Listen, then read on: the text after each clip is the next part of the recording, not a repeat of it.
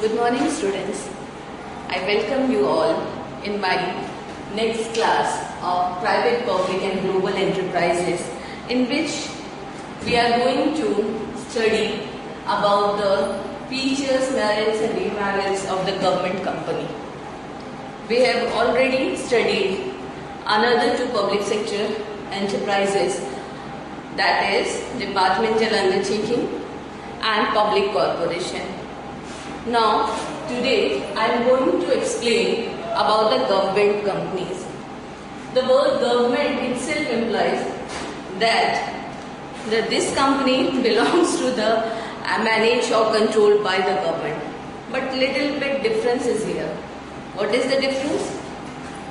Government companies have those companies which have more than 51% share. मतलब government company वो companies है जिनके पास एक पर्टिकुलर कंपनी के मोर देन 51% शेयर्स है. मतलब वो 51% मोर देन का मतलब क्या हो गया? More than half. अब वो मोर देन हाफ किसके पास है? या फिर स्टेट गवर्नमेंट के पास या फिर सेंट्रल गवर्नमेंट के पास. तो here more than 51% shareholders are government, whether it is state government और सेंट्रल गवर्नमेंट. अब ये चीज तो क्लियर है कि ऐसी कंपनी जिसके position means more than half shares central government के पास है और स्टेट गवर्नमेंट के पास है. अब बात यहाँ पर ये आती है, क्या इनकी रजिस्ट्रेशन ऐसी कंपनीज के लिए एसेंशियल है? बिल्कुल एसेंशियल है. They are incorporated under the companies act 1956. Government companies are registered under companies act 1956. इसके जो भी रूल्स रेगुलेशंस लॉज जो भी डिसाइड किए जाते हैं वो इसी एक्ट के अकॉर्डिंग होते हैं. तो गवर्नमेंट कंपनी के लिए फर्स्ट रजिस्ट्रेशन एसेंशियल है. अब सबसे बड़ी चीज, हम जो अपने आसपास देख रहे हैं उसमें कितनी सारी कंपनीज हैं. तो गवर्नमेंट कंपनीज कौन से हैं? इसका मतलब what are the examples of government companies? Examples of government companies are steel authority of India, steel authority of India जिसे हम सेल कहते हैं, STC, Hindustan machine tools, these all are the government companies. Up now we are going to study the features of government company. When I have already explained that registration is essential for the formation or incorporation of government companies. So registration is the first feature of government company, that it is registered or incorporated under the Companies Act 1956. Next one is ownership. I have already told you that the ownership belongs to whom? किसके पास है ownership? More than 51% shares हमारी government के पास है. अब ये government central भी हो सकती है, स्टेट गवर्नमेंट भी है. अब इसका मतलब क्या है कि ओनरशिप किसके पास जा रही है?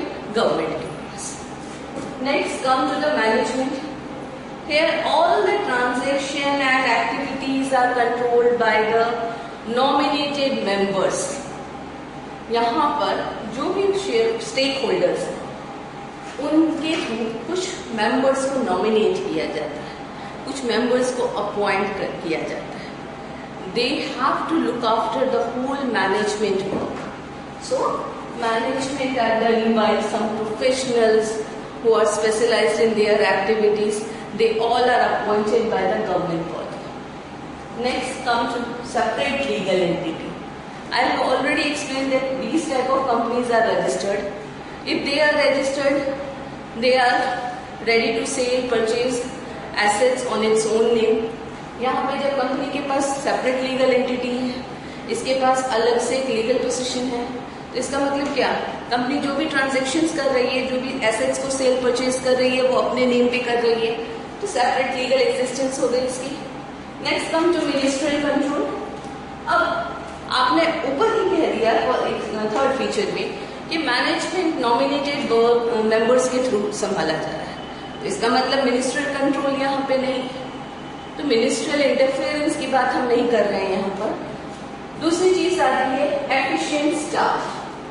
गवर्नमेंट कंपनीज के पास इतने फंड्स हैं, इनकी अपनी सेपरेट बॉडी होती है। यहाँ पे सिविल सर्वेंट्स वर्क नहीं कर रहे हैं, जो भी है इनका अपना है मिनिस्ट्रियल बॉडी के थ्रू इन्फ्लुएंस्ड। यहाँ पर अभी हम नहीं बता रहे हैं, यहाँ पे बोल रहे हैं कि जो भी हम एम्प्लॉयज को रिक्रूट कर रहे हैं गवर्नमेंट से कंपनीज में, दे आर एफिशिएंट, स्पेशलाइज्ड हैं, प्रोफेशनल्स हैं।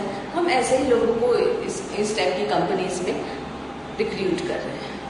Next come to accountability. अब अकाउंटेबल किसकी तरफ होंगे, आंसरेबल किसकी तरफ होंगे? तो यहाँ पे कंसर्न मिनिस्ट्री की तरफ अकाउंटेबल होती है गवर्नमेंट कंपनीज। जो भी कंसर्न मिनिस्ट्री है उसकी तरफ इनकी अकाउंटेबिलिटी प्रूफ होती है।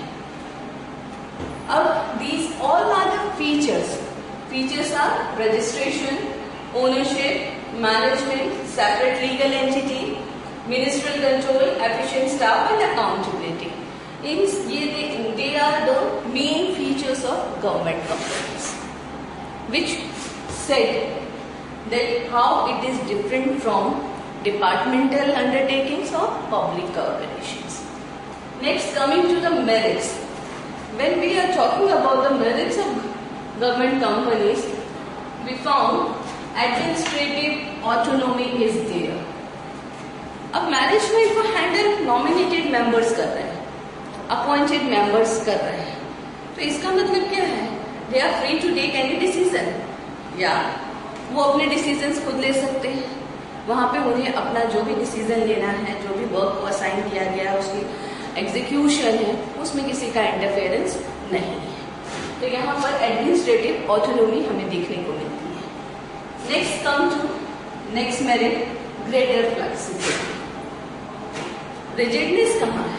रिजिडनेस वहां होती है जहां इन्फ्लुएंस होता है किसी का, लेकिन यहाँ पर आपके लिए कोई स्ट्रेटेजी नहीं बना दी गई है कि आपको यही फॉलो करना है। तो यहाँ पर आपको ग्रेटर फ्लेक्सिबिलिटी भी मिलती है। डिसीजंस को आप सिचुएशन के अकॉर्डिंग मॉल्ड कर सकते हो, मॉडिफाई कर सकते हैं। Next come to efficiency. This is the most important merit of this government company, that they have the most efficient staff in their organization. They are appointed specialized or skilled person in their organization. Next is collaboration. Collaboration, जब मैं आपको starting में definition की बात बता रही थी कि गवर्नमेंट कंपनीज में मोर देन 51% शेयर्स रहते हैं किसके पास? गवर्नमेंट के पास। अगर ये गवर्नमेंट के पास ही आपके मोर देन 51% शेयर्स है, तो रेस्ट 49% शेयर्स किसी के पास तो होंगे। इसका मतलब क्या है? ये कोलैबोरेशन है बिटवीन द टू। तो गवर्नमेंट कंपनीज कोलैबोरेशन जैसी टर्म्स को और ज्यादा एनहांस करती है कि गवर्नमेंट अपने पास किसी कंपनी का ज्यादा पोजीशन रखकर अपने शेयर्स को बाहर सेल करते, ताकि उसके पास ज्यादा फंड्स जनरेट हो और वो एक्सपेंशन और ग्रोथ की तरफ बढ़ सके। तो ये सारे इसके बच्चे मेरिट्स थे। Now we are going towards the demerits. जब डीमेरिट्स की बात करेंगे तो हर चीज जो हमने मेरिट में पढ़ा वो अलग लगेगा उसके अकॉर्डिंग। अब मैंने मेरिट में बताया एडमिनिस्ट्रेटिव ऑटोनॉमी, मीन्स हमें ऐसा राइट मिल रहा है कि हम जो भी वर्क परफॉर्म करने जा रहे हैं as a employ of the organisation, we are free to take any decision, but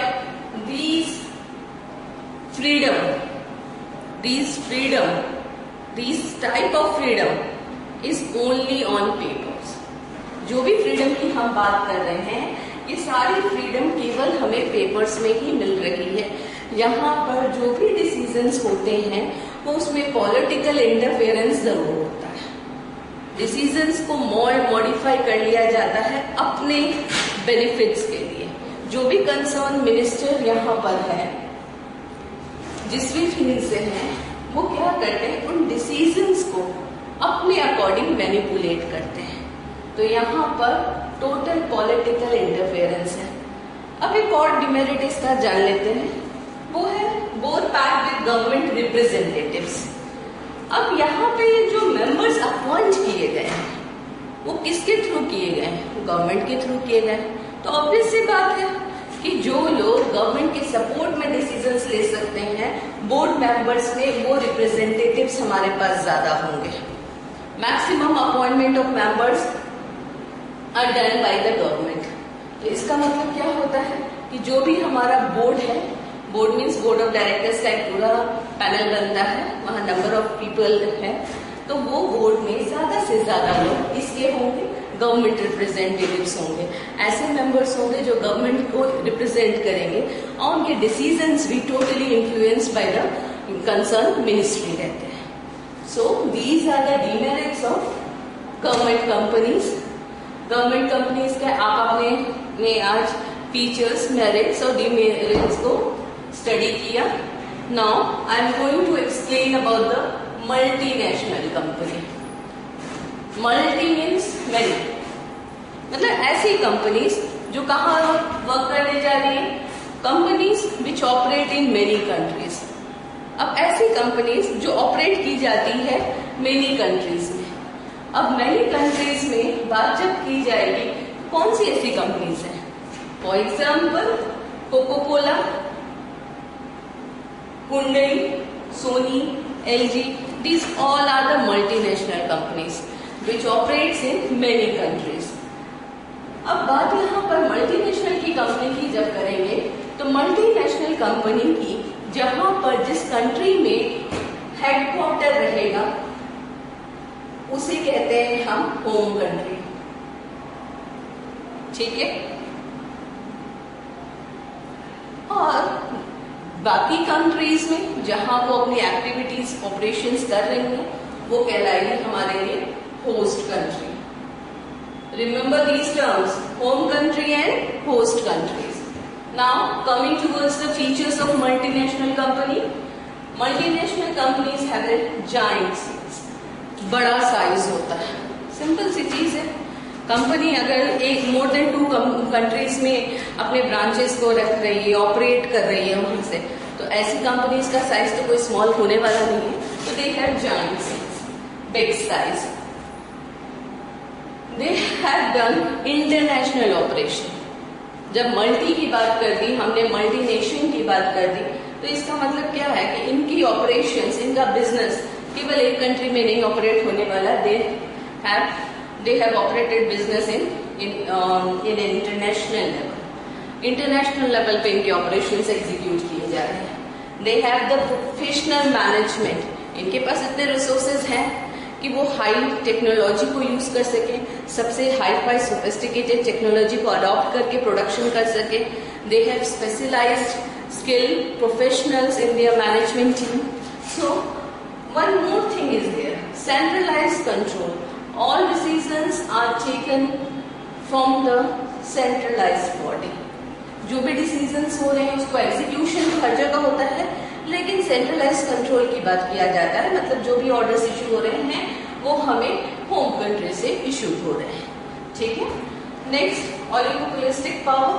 बोला जाता है कि यहाँ पर आप डिसीजंस कुछ ही लोग ले सकते हैं, सभी नहीं ले सकते. तो यहाँ पावर्स को कुछ लिमिट में रिस्ट्रिक्ट किया जा रहा है, ऑलिगोपोली को प्रेफर किया जा रहा है. अब we have certain important features about the multinational company. These are they have big size, international operation, professional management, centralized control, oligopolistic power and sophisticated and technology. तो मल्टीनेशनल कंपनी वो company है जो more than 2 countries में work कर रही है, multi level पे work कर रही है. इनके पास सोफिस्टिकेटेड मशीनरीज है, टेक्निक है, प्रोफेशनल्स है जिससे वो सभी कंट्रीज में अपने बिजनेस को कैरी ऑन कर सकती है. अब मल्टीनेशनल कंपनीज के थ्रू इंटरनेशनल फंड जनरेट करने का बहुत ही इंपॉर्टेंट सोर्स बन गया है. अब इसके एग्जांपल्स आपको ऑलरेडी मैं एक्सप्लेन कर चुकी हूँ. LG, Coca Cola, Samsung, Sony, this all are the multinational company. यहाँ पर एक बात ये भी है कि मल्टीनेशनल कंपनी को हमने 91 की इकोनॉमिक पॉलिसीज के थ्रू एंट्री तो दी, लेकिन इसके कारण एक ड्रॉबैक ये भी था कि हमें अच्छी अच्छी चीजें तो मिली, कंपटीशन इंक्रीज हो गया, अच्छे कस्टमर्स मिल गए, सब कुछ अच्छा हुआ, लेकिन जो हमारा डोमेस्टिक मार्केट है बहुत हद तक इसके कारण सर्वाइव करने लगा. क्या इसके लिए नहीं, सिंपली आपको फीचर्स मल्टीनेशनल कंपनी की रिवाइज करनी है और गवर्नमेंट कंपनीज का. गवर्नमेंट कंपनीज में शेयर होल्डर्स हमारी गवर्नमेंट रहती है जिसके पास मैक्सिमम शेयर है, वो मैक्सिमम कितना, मोर देन 51% और 51% shares. Okay, that's all for today. That's all for today. Okay, bye students.